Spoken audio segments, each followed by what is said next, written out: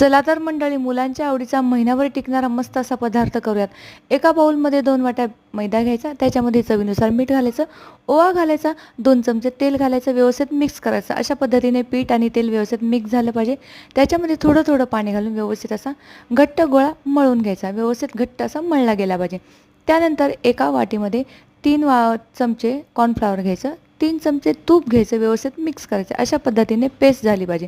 त्यानंतर या गोळ्याचे 4 भाग करायचे. त्यातला एक भाग घ्यायचा, त्याची छान पातळ पोळी लाटायची. अशा पद्धतीने 4ही भागाच्या 4 पातळ पोळ्या लाटायच्या. याच्यावरती कॉर्नफ्लॉवरची पेस्ट टाकायची. एकावर एक 4 पोळ्या टाकायच्या. व्यवस्थित पसरवून घ्यायचं. एक साईडने फोल्ड करायचं, परत दुसऱ्या साईडने फोल्ड करायचं, पेस्ट लावायची. अशा पद्धतीने चौकोनी आकाराचा फोल्ड करायचा. छान लाटून घ्यायचं व्यवस्थित, असं एकदम खूप जास्त पातळ नाही आणि खूप जाड नाही.